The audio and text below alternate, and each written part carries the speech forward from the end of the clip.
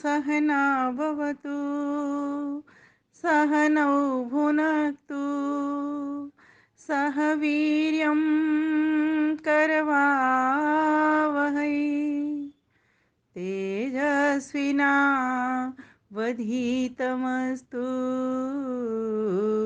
मा विद्विषावहै। ओम शांति शांति शांति। सम्मानीय विद्यार्थीगण, सादर सप्रेम नमस्ते। सत्यात प्रकाश का पिछली बार हमने 17वां भाग जाना। उसमें जो बात कही थी महर्षि दयानंद सरस्वती ने विदुर नीति के प्रमाण के द्वारा हमें बताया था कि विदुर नीति में और महाभारत उद्योग पर्व में क्या बताया गया। तो कहा किसके लिए, तो बोले जो लोग दो प्रकार के संसार में लोग होते हैं। एक तो वे लोग होते हैं कि मुंह पर तो मीठा बोलते हैं लेकिन भीतर उनके छुरी चलती रहती है, और दूसरे वे लोग होते हैं जो मुंह पर हो सकता है थोड़ा सा कड़वा बोल लें लेकिन भीतर से वो बहुत कोमल होते हैं, मृदु होते हैं। लेकिन एक तीसरे प्रकार के लोग और होते हैं जो मुंह से भी मीठा बोलते हैं और अंदर से भी एकदम सभी के लिए प्रिय बने होते हैं। तो शास्त्र ने जैसा कि कहा था मनुस्मृति के द्वारा, सत्यम ब्रूयात् प्रियम ब्रूयात् न ब्रूयात् सत्यम अप्रियम। तो क्या प्रियम च न अनृतम ब्रूयात् एषः धर्म सनातन।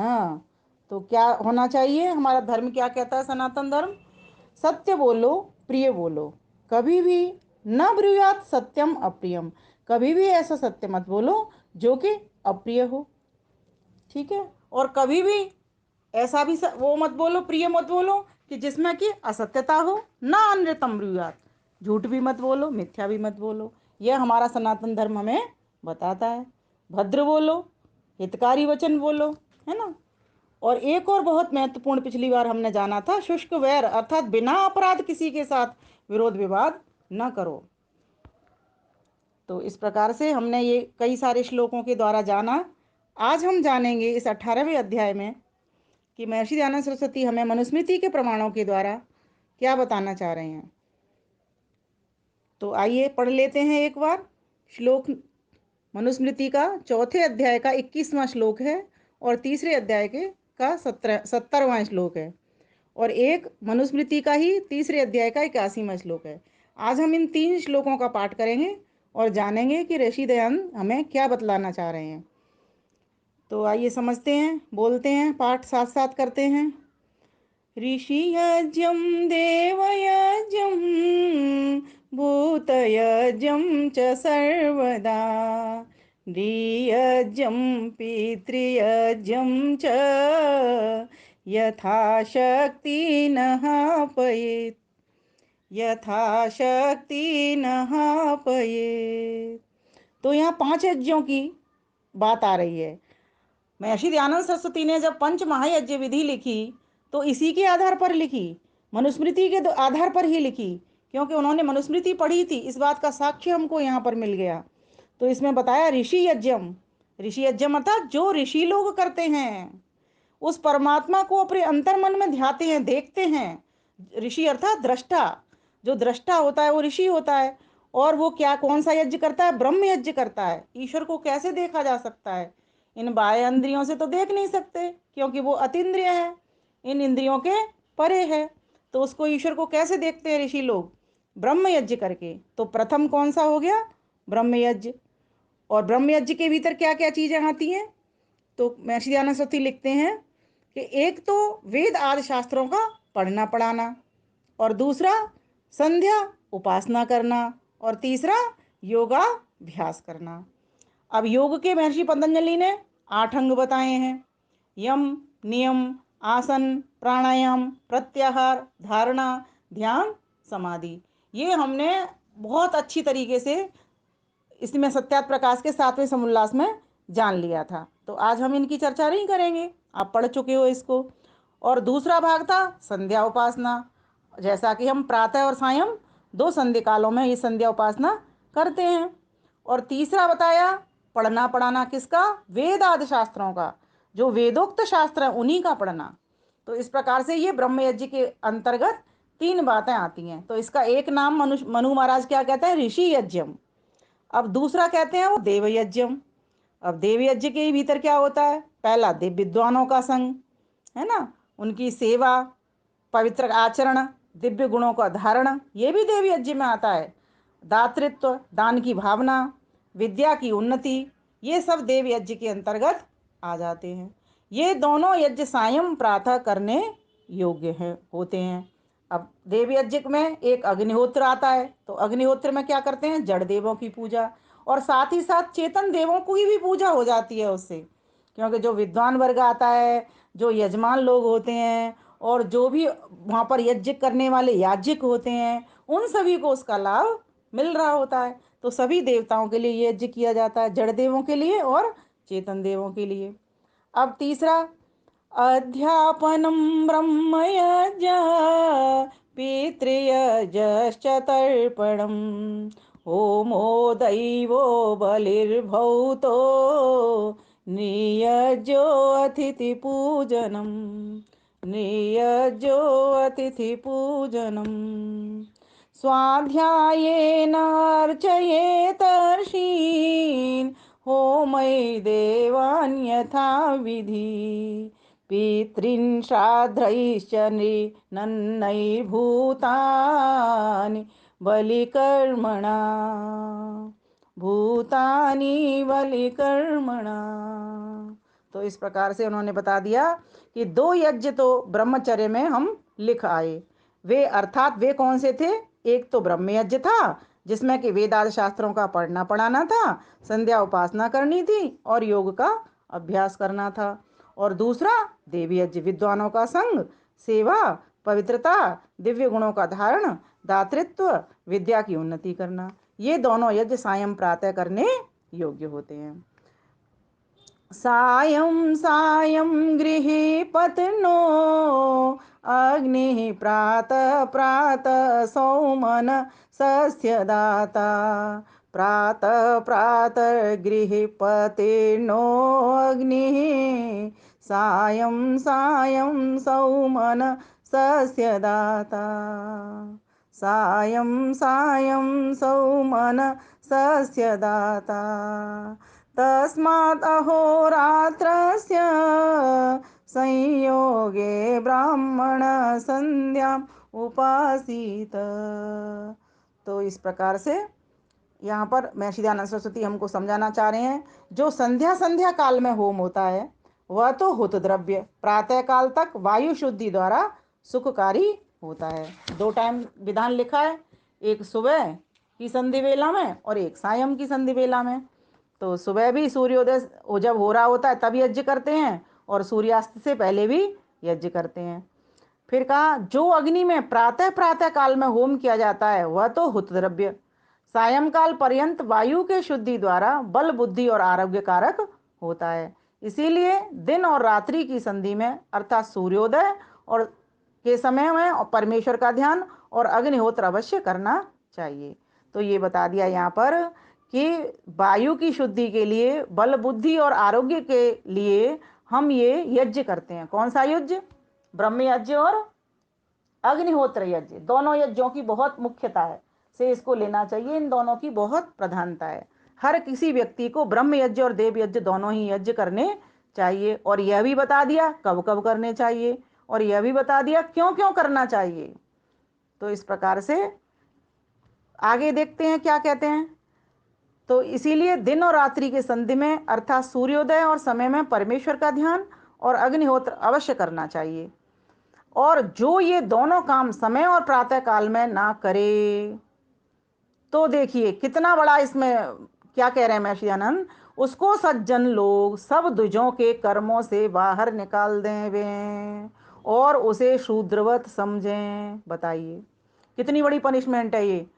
जो लोग जो लोग सुबह और शाम ना तो ब्रह्म यज्ञ करते और ना देव यज्ञ करते, तो ऐसे लोगों को क्या कर दें, द्विज के कर्मों से बाहर निकाल दें। अर्थात वो ब्राह्मण तो है ही नहीं, उसको क्या समझे, शूद्र के समान समझे। भाई शूद्र तो अज्ञानी होता है, सिखाने से भी उसको ज्ञान नहीं आता, उसकी बुद्धि में नहीं पड़ता, तो उसको भी फिर शूद्र समझ लें। फिर ऐसे जानने से लाभ ही क्या हुआ जब वो ब्रह्म यज्ञ और देव यज्ञ नहीं कर रहा। तो अब देखो एक प्रश्न प्रश्न बहुत अच्छा आ रहा है। ये यहाँ पर कुछ गायत्री परिवार के भी लोग हैं, वे समझने के लिए, उनके समझने के लिए ये वे त्रिकाल संध्या करते हैं। अब महर्षि ने वो प्रश्न भी उठा दिया कि उन्होंने उन्होंने भी देखा होगा कि कुछ लोग त्रिकाल संध्या करते हैं। तो प्रश्न उठा है त्रिकाल संध्या क्यों नहीं करनी, जब आप 2 बार की बात कर रहे हैं तो त्रिकाल संध्या क्यों नहीं करनी। तो देखो महर्षि दयानंद सरस्वती उत्तर दे रहे हैं, ध्यान पूर्वक सुनिए इसको। 3 समय में संधि नहीं होती, 3 समय में संधि नहीं होती, प्रकाश और अंधकार की संधि भी सायं प्रातः 2 ही वेला में होती है। जो इसको न मानकर मध्यान्ह काल में तीसरी संध्या करना माने, वह मध्य रात्रि में भी क्यों न करे, फिर चौथी भी मान ले। वाह वाह, कितना सुंदर तर्क दे रहे हैं स्वामी जी। जो मध्य रात्रि में भी करना चाहे तो प्रहर प्रहर, घड़ी घड़ी, पल पल और क्षण क्षण की संधि में संधि उपासन कर ले। भाई संधि तो प्रत्येक पल भी हो रही है, 1 मिनट से दूसरी मिनट में जाते हैं उसकी भी संधि होती है ना। 1 सेकंड से दूसरी सेकंड में जाते हैं उसमें भी संधि होती है। वो लिखते हैं इसको पल पल प्रतिपल इस तरीके से भी तुम संध्या करते रहो, प्रतिक्षण संध्या करते रहो। तो कहा कि ऐसे संध्या उपासन किया करें, जो ऐसा भी चाहे तो हो ही नहीं सकता, और किसी शास्त्र का मध्यान्ह संध्या में प्रमाण भी नहीं। और ऋषि दयानंद सरस्वती तो तर्क भी दे दिया उन्होंने, और ये भी बता दिया कि प्रमाण भी ऐसा नहीं मिलता कि 3 काल संध्या करनी चाहिए। इसीलिए दोनों कालों में संध्या और अग्निहोत्र करना, तीसरे काल में नहीं। कितना बढ़िया तर्क भी दे दिया, प्रमाण की बात भी कर दी।